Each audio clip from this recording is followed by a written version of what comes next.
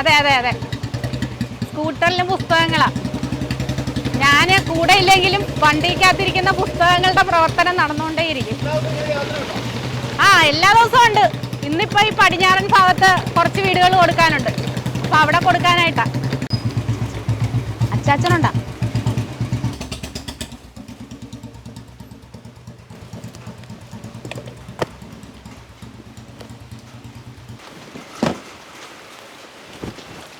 എന്തായി? എൻ്റെ ഒരു പ്രധാനപ്പെട്ട വായനക്കാരനാണ്, മകനും വായനക്കാരനാണ്. ചിലപ്പോൾ വന്നെടുക്കും, ചിലപ്പോൾ ഞാൻ കൊണ്ടുവന്ന് കൊടുക്കും. പുസ്തക വിതരണത്തിലേക്കുള്ള പോക്കാണ്. ഇത് നോവലുണ്ട്, ചെറുകഥയുണ്ട്, അങ്ങനെ പല പല പല ഓരോരുത്തരുടെ ആവശ്യം അനുസരിച്ചുള്ള പുസ്തകങ്ങളാണ്. നേരത്തെ വിളിച്ച് പറഞ്ഞിട്ടുള്ളതുണ്ട്. ഇതിൽ വെക്കും. പിന്നെ കൂടുതൽ സ്കൂളിലൊക്കെ പോകുന്ന സമയത്താണെങ്കിൽ ഇതിൽ വെച്ച് എവിടെയെങ്കിലും പാർക്ക് ചെയ്തേക്കും. അപ്പം ആവശ്യക്കാർ വന്നിട്ട് ഇത് ഇങ്ങനെ അവർക്ക് തുറന്നെടുക്കാൻ സൗകര്യത്തിന് ഓപ്പണാക്കി ലോക്ക് മാറ്റിയിടും. അപ്പോൾ അവർ തുറന്ന് അവർ വായിച്ച പുസ്തകങ്ങൾ ഇതിലിട്ടിട്ട് അവർക്കുള്ള അടുത്ത പുസ്തകം ഞാൻ ഇതിലിട്ടേക്കും. അവരത് എടുത്തിട്ട് പൊയ്ക്കോളും. അപ്പം വൈകുന്നേരം ഞാൻ സ്കൂളിൽ നിന്ന് ഇറങ്ങുന്ന സമയമാകുമ്പോഴത്തേക്കും ഏകദേശം എടുക്കലും വെക്കലും ഒക്കെ കഴിഞ്ഞിരിക്കും.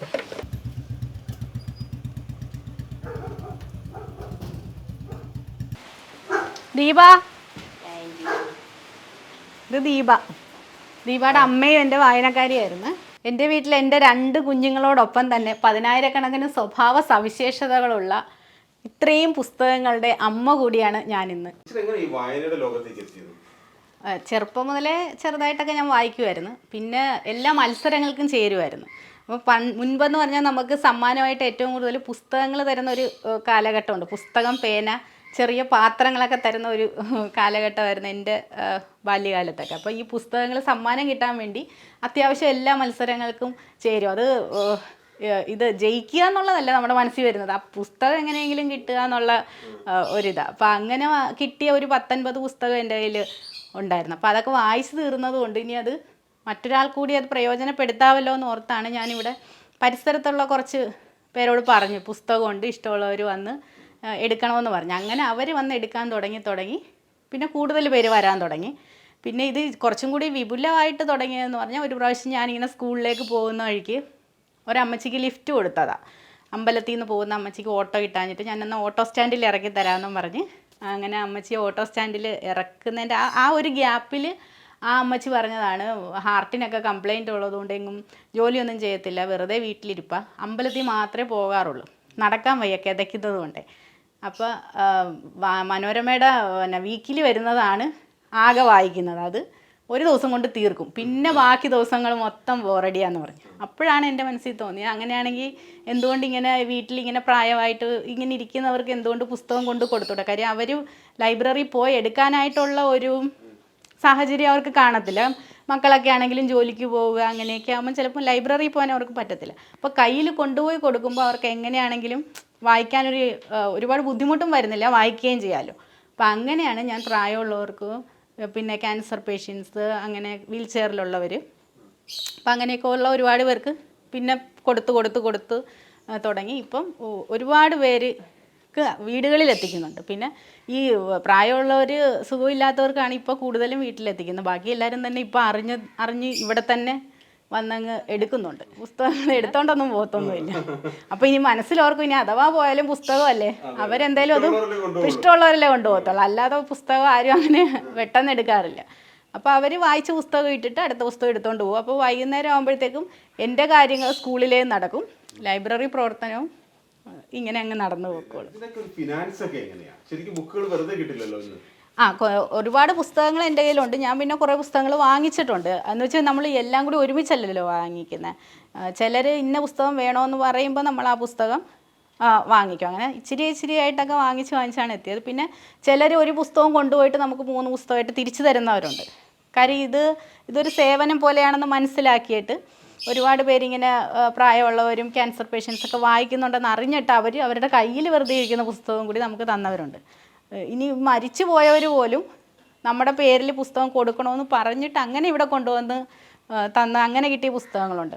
പിന്നെ ഈ ലയൺസ് ക്ലബ്ബ്, ഇപ്പോൾ ആലപ്പുഴയിലെ ലയൺസ് ക്ലബ്ബ് ടൗണിലുള്ളത്, അപ്പോൾ അവരൊക്കെ എന്ന് പറഞ്ഞാൽ ഒത്തിരി നമുക്ക് പുസ്തകങ്ങൾ തരുന്ന എല്ലാ വർഷവും അവരുടെ ഓരോ പ്രോഗ്രാമിന് നമ്മൾ ക്ഷണിക്കുകയും അവരുടെ തന്നെ പുസ്തകങ്ങളൊക്കെ കളക്ട് ചെയ്ത് തരികയൊക്കെ ലയൺസ് ക്ലബ്ബ് ഒരു ജയൻ സാറുണ്ട്, പുള്ളിയുടെ നേതൃത്വത്തിൽ നമുക്ക് അങ്ങനെ എല്ലാ വർഷവും അവർ എനിക്ക് തോന്നുന്നു ഈ ഞാൻ ലൈബ്രറി തുടങ്ങിയ കാലം തൊട്ട് നമുക്ക് തന്നുകൊണ്ടിരിക്കുന്ന ഒരു കൂട്ടരാണ് ഈ ലയൺസ് ക്ലബ്ബുകാർ. എളുപ്പത്തിനാണ് വെച്ചിരിക്കുന്നത്. അതും ഇങ്ങനെ തരം തിരിച്ച് ഓരോരുത്തരുടെ കാറ്റഗറി അനുസരിച്ച് വെച്ചേക്കുന്നതുകൊണ്ട് അവർക്കറിയാം ഇന്ന സ്ഥലത്താണ് അവരുടെ പുസ്തകങ്ങൾ ഇരിക്കുന്നതെന്ന് അറിയാം. അപ്പോൾ അതുകൊണ്ട് അവരവിടെ തന്നെ വന്ന് എടുത്തോളും. ഇപ്പോൾ കുട്ടികളുടെ ആണെങ്കിൽ കുട്ടികൾ അവിടെ വന്ന് എടുത്തിട്ട് പോയിക്കോളും. പിന്നെ നോവൽ ആവശ്യമുള്ളവർ അവിടെ വന്നോളും. അങ്ങനെ വാ ഇവരെല്ലാം ഇങ്ങോട്ട് ഇതെല്ലാം ഇവിടെ പരിസരത്തുള്ള കുട്ടികളാണ് എടുത്തോ പുസ്തകങ്ങൾ എടുത്തു. പിന്നെ ഇവരുടെ വീട്ടുകാരും ഒക്കെ വായനക്കാരാണ്. അമ്മുമ്മമാരും ഒക്കെ എൻ്റെ കൂടെ വായിക്കാനുണ്ട്. അച്ഛൻ സഹോദരനൊക്കെ ഇവരുടെയൊക്കെ വായനക്കാരാണ്. അപ്പോൾ അവരൊക്കെ പല പല സമയത്താണ് വരുന്നത്. ഓരോരുത്തരുടെ സമയം അനുസരിച്ച് വരും. അപ്പോൾ ഇവർ കൂട്ടുകാരെല്ലാം ഒരുമിച്ച് വരാറ്. ഇവരെല്ലാം ഇവിടെ അടുത്തൊക്കെ തന്നെ ഉള്ള കുട്ടികളാണ്. ഓക്കെ. അപ്പോൾ എനിക്ക് ഇവിടെ ഇങ്ങനെ ഒരു അടുത്ത് ലൈബ്രറിയും കാര്യങ്ങളൊന്നും ഇല്ല. അപ്പോൾ ഇത്ര അടുത്ത് തന്നെ ഞങ്ങൾക്ക് ഇങ്ങനെ ഒരു ഇത് സെറ്റാക്കി തന്നത് വളരെ വലിയൊരു പ്രയോജനമാണ്. ഇപ്പോൾ എൻ്റെ വീട്ടിലെ അച്ഛനാണെങ്കിലും ചേട്ടനാണെങ്കിലും അത്യാവശ്യം നല്ല രീതിക്ക് വായിക്കുന്നത്. അച്ഛൻ പണ്ട് തൊട്ടേ വായനാശീലം ഉള്ളതാണ്. അപ്പോൾ ചേട്ടനാണെങ്കിലും ഇപ്പം എന്തെങ്കിലും ഒരു ബുക്ക് ഇവിടെ ഇല്ലെങ്കിൽ തന്നെ ലീന ജിസ്റ്റ് പറഞ്ഞു കഴിഞ്ഞാൽ 2 ദിവസം അല്ലെങ്കിൽ അതിൻ്റെ അപ്പുറം ദിവസം എടുക്കത്തില്ല. അതുക്ക് മുമ്പ് എല്ലാം സെറ്റാക്കി കൊടുക്കും. പിള്ളേർക്ക് കൊച്ചിലെ തൊട്ട് ഇപ്പോൾ ഒരു വായനാശീലം. ഇവിടെ അടുത്തൊന്നും ലൈബ്രറി ഇല്ല. അപ്പോൾ ഇവിടെയാണുള്ളത്. അപ്പം കൊച്ചിലെ മുതൽ പിള്ളേർക്കൊരു വായനാശീലം ഇവിടുന്ന്. ഇപ്പം ഇല്ലാത്ത ബുക്കാണെങ്കിലും ലീനാൻറ്റി പറഞ്ഞ പോലെ എടുത്തു തരും. ഞങ്ങളങ്ങനെ വായിച്ച് മുന്നോട്ട് പോകും. അപ്പം ഇത് ലീമയുടെ ചേച്ചിയാണ് ഇത് ലിനറ്റ്. അപ്പോൾ ഇവരുടെ അമ്മൂമ്മ എൻ്റെ വായനക്കാരിയായിരുന്നു. വർഷങ്ങൾ വായനക്കാരിയായിരുന്നു. പക്ഷെ ഇപ്പം പുള്ളിക്കാരിക്ക് കണ്ണിനൊക്കെ ഒരു ചെറിയ ഇത് കണ്ണ് കാണാൻ ഇച്ചിരി ബുദ്ധിമുട്ടുള്ളത് കൊണ്ടാണ് വായിക്കാത്തത്. 10-17 വർഷമായിട്ട്. അതെ, അന്ന് തൊട്ടേ അമ്മൂമ്മ ഉള്ളതാ വായിക്കാനായിട്ടേ. അമ്മ വായിക്കാനായിട്ടുള്ളതായിരുന്നു. ഇപ്പോഴാണ് അമ്മയ്ക്ക് കണ്ണിന് സുഖമില്ലാതെ വീട്ടിൽ ആണ്. അപ്പോൾ പിള്ളേർ വായിക്കാനൊക്കെ വരും. പിന്നെ ഇത് അനുവിൻ്റെ അച്ഛനും സഹോദരനും ഇവിടുത്തെ പുസ്തകം എടുക്കാൻ സ്ഥിരം വരാറുണ്ട്. മാറിയും തിരിഞ്ഞും അവർ രണ്ടുപേരും വരും. ഇവർ 3 പേരും എടുക്കും. ഇതും അടുത്ത് തന്നെയുള്ള ട്യൂഷനൊക്കെ എടുക്കുന്ന ഒരു കുട്ടിയാണ്. അതിൻ്റെ കൂടെ വായനയും ഉണ്ട്. നിങ്ങൾക്ക് എങ്ങനെയാണ് ഇത് പ്രയോജനപ്പെടുന്നത്? ഞങ്ങളിപ്പോൾ പഠിക്കാനൊക്കെ പോവുകയാണെങ്കിൽ എന്തെങ്കിലും റെഫറൻസിനൊക്കെ വേണ്ടിയിട്ട് ബുക്സൊക്കെ എടുക്കാറുണ്ട്. ഇവര് റെഫറൻസ് പറയുമ്പോൾ അഥവാ ഇവിടെ ഇല്ലാത്തതാണെങ്കിൽ ഞാൻ എങ്ങനെയെങ്കിലും അത് എടുത്തു കൊടുത്തിരിക്കും. അതാണ് ഇവിടുത്തെ ലൈബ്രറിയുടെ ഒരു പ്രത്യേകത എന്ന് പറയുന്നത്. അതാ, നമ്മളൊരു സാധനം ഇല്ലെന്ന് പറഞ്ഞ് വിടാറില്ല. അവർ പറയുന്ന പുസ്തകം അടുത്ത ദിവസം തന്നെ കറക്റ്റ് ചെയ്ത് കൊടുക്കും. അപ്പോൾ അത് ഇല്ലാത്തതാണെങ്കിൽ ഞാനത് വാങ്ങിക്കും. കാര്യം എന്നാലല്ലേ ഇത് അപ്ഡേറ്റ് ചെയ്ത് പോകാൻ പറ്റത്തുള്ളൂ ലൈബ്രറി. അപ്പോൾ എനിക്കും പുസ്തകങ്ങൾ കൂടി വരികയും ചെയ്യും, ഇവർക്ക് ആവശ്യത്തിനുള്ള പുസ്തകങ്ങൾ കിട്ടുകയും ചെയ്യും. ടോട്ടല് ഒരു 10-15 മേളിൽ ഇവിടെ തന്നെയുണ്ട്. പിന്നെ സ്കൂളിൽ എൻ്റെ NCC ഓഫീസിനകത്ത് ഒരുപാട് പുസ്തകങ്ങളുണ്ട്. ഒരു ചെറിയ ലൈബ്രറി. NCC ഞാൻ നേവിയുടെ ANOയാ, 3 കേരള നേവൽ NCC യൂണിറ്റ് കൊല്ലം. അപ്പോൾ അതിൻ്റെ കീഴിലുള്ള നേവിയുടെ ANOയും കൂടി. അപ്പോൾ നേവിയിലെ NCC കുട്ടികളെ ട്രെയിൻ ചെയ്യിക്കുന്ന ANO. അപ്പോൾ അതുമായിട്ട് ബന്ധപ്പെട്ട് കുറേ പുസ്തകങ്ങൾ അവിടെ വെച്ചിട്ടുണ്ട്. അവിടുത്തെ പുന്നപ്രയാണ് എൻ്റെ school, saint Joseph HS Punnapra. അപ്പോൾ അവിടെ പരിസരത്തുള്ളവരും ഒക്കെ ആയിട്ട് കൊടുക്കാനും. പിന്നെ അതുമാത്രമല്ല എൻ്റെ NCC കുട്ടികൾ വായിക്കുന്നവരുണ്ട്. കഴിഞ്ഞ വർഷം ഒരു 100 കുട്ടികൾ ലിറ്റിൽ ലൈബ്രറി തുടങ്ങിയിട്ടുണ്ടായിരുന്നു. അതായത് ഒരു 25-30 പുസ്തകങ്ങൾ വെച്ച് തുടങ്ങിക്കൊണ്ടൊരു എല്ലാ കുട്ടികളും 100ഓളം കുട്ടികൾ ലിറ്റിൽ ലൈബ്രറി തുടങ്ങിയിട്ടുണ്ടായിരുന്നു. പിന്നെ അതുകൂടാതെ ഈ ബ്യൂട്ടി പാർലർ അങ്ങനെയൊക്കെ ഉള്ള കുറച്ച് നേരം ആൾക്കാർ വെയിറ്റ് ചെയ്യേണ്ട സ്ഥലങ്ങളുണ്ടല്ലോ, അവിടെയൊക്കെ ഉള്ളവർക്ക് ഞാൻ കുറച്ച് പുസ്തകങ്ങൾ അവിടെ വെച്ചേക്കും സ്ഥിരമായിട്ട്. അത് എന്നിട്ട് 1 മാസം 2 മാസമൊക്കെ ആകുമ്പോൾ ആ ഇരിക്കുന്ന പുസ്തകങ്ങൾ മുഴുവൻ മാറ്റിയിട്ട് അടുത്ത പുസ്തകങ്ങൾ കൊണ്ടുപോയി വെക്കും. അപ്പോൾ ഈ കൂടുതൽ സമയം ഇരിക്കുന്ന ആൾക്കാരത് വായിക്കും. ചിലരത് വീട്ടിൽ കൊണ്ടുപോയിട്ട് തിരിച്ചു. അപ്പോൾ അവിടെ ഒരു ചെറിയൊരു ലൈബ്രറി പ്രവർത്തനം അങ്ങനെ നടക്കും. അപ്പോൾ അങ്ങനെ വെച്ച് നോക്കുവാണെങ്കിൽ പല സ്ഥലങ്ങളിലും അങ്ങനെയുള്ള പുസ്തകങ്ങൾ ഇരിപ്പുണ്ട്. പിന്നെ ഈ വിദേശത്തുള്ളവരൊക്കെ കൊണ്ടുപോകാറുണ്ട്. മലയാളി അസോസിയേഷനിലൊക്കെ വായിക്കാനൊക്കെ ആയിട്ട് അവരും 10-15 പുസ്തകങ്ങളൊക്കെ കൊണ്ടുപോകും. പിന്നെ അടുത്ത ആൾ വരുമ്പോൾ അത് തിരിച്ചു കൊണ്ടുവന്നിട്ട് അടുത്ത പുസ്തകങ്ങൾ കൊണ്ടുപോകും. അപ്പോൾ അങ്ങനെ കൊണ്ടുപോകാറുണ്ട്. പിന്നെ ദൂര സ്ഥലങ്ങളിലുള്ളവരും എടുക്കുമ്പോഴത്തേക്കും 5-6 പുസ്തകങ്ങൾ ആണ് എടുക്കുന്നത്. അപ്പോൾ ഇവിടെ ഇരിക്കുന്ന അത്രയും തന്നെ സത്യം പറഞ്ഞാൽ പുറത്തെ ആളുകളുടെ കയ്യിലുണ്ടെന്ന് വേണം പറയാനായിട്ട്. ഇതിൽ ഏറ്റവും ഇഷ്ടം ടീച്ചർക്ക് ഏതാണ്? ഏത് ബുക്കാണ്? അത് ഏത് റൈറ്ററാണ്? എനിക്ക് റൈറ്റർ ഇപ്പോൾ ഈ പുതിയതായിട്ട് എഴുതുന്ന ഒത്തിരി എഴുത്തുകാരുണ്ട്, അവരുടെ ഇഷ്ടമാണ്. പിന്നെ അരുണിൻ്റെ ഒരു ഇഷാംബരം എനിക്കിഷ്ടപ്പെട്ടൊരു പുസ്തകമായിരുന്നു. പിന്നെ എനിക്ക് എൻ്റെ മനസ്സിനെ ഏറ്റവും കൂടുതൽ ടച്ച് ചെയ്തൊരു പുസ്തകം കുപ്പിവളകൾ എന്ന് പറയുന്നൊരു പുസ്തകമാണ്. അത് പക്ഷേ ഇപ്പോൾ ഈ ലൈബ്രറിയിൽ എവിടെയോ ആ പുസ്തകമുണ്ട്. പക്ഷേ ഞാൻ എത്ര തപ്പിയിട്ടും അതെൻ്റെ കയ്യിലോട്ട് ഒന്നും കൂടി ഒരു പുനർവായനയ്ക്ക് വേണ്ടിയിട്ട് വന്നിട്ടില്ല.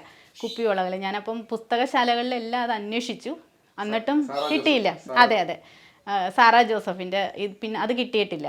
പിന്നെ അത് ഏതോ ഒരു പുസ്തകത്തിലൊരു കഥയായിട്ട് ചെറുതായിട്ടുണ്ടെന്ന് ഞാൻ അറിഞ്ഞു. പക്ഷേ എനിക്ക് അങ്ങനെയല്ല, ആ കുപ്പിവളകൾ മാത്രമായിട്ടുള്ളൊരു പുസ്തകം മുൻപുണ്ടായിരുന്നു.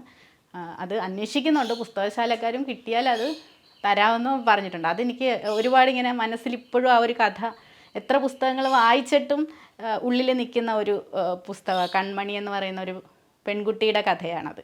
കണ്ണ് കാണാത്ത കൊച്ചിന് കൺമണി എന്ന് പേരിട്ടത് തന്നെ ആ എഴുത്തുകാരിയുടെ ഒരു എന്തത്രയും ചിന്തിച്ചിട്ടാണ് അത് എഴുതിയിരിക്കുന്നത്. അപ്പോൾ അതെനിക്ക് ഒരുപാട് ഇഷ്ടമുള്ളൊരു പുസ്തകമാണ്.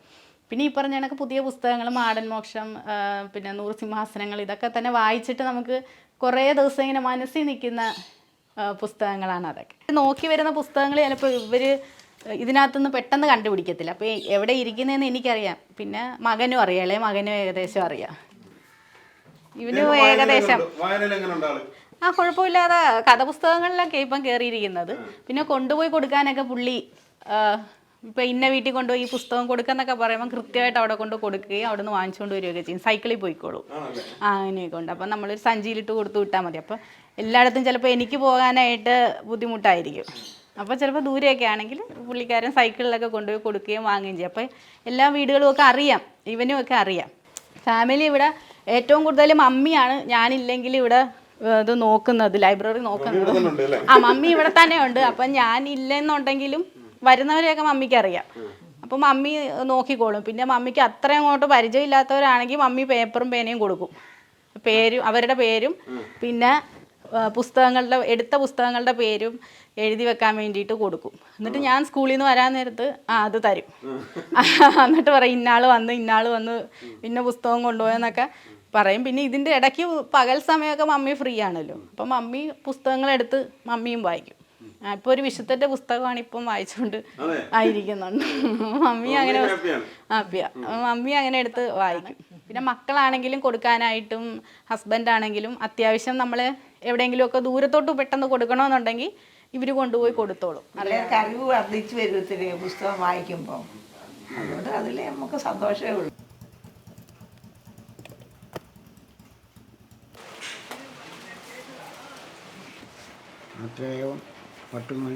വായിച്ചു കഴിഞ്ഞാ ഇനി ഇതിലേതാ വേണ്ടതെന്ന് നോക്കിക്കേ. ഇതിവിടെ ഉണ്ടായിരുന്നു, വായിച്ചായിരുന്നു. ഇത് ഇവിടെ ഇല്ല, ഇത് വായിക്കും. ഇതങ്ങനെ ഇത് വായിച്ചിട്ടില്ല.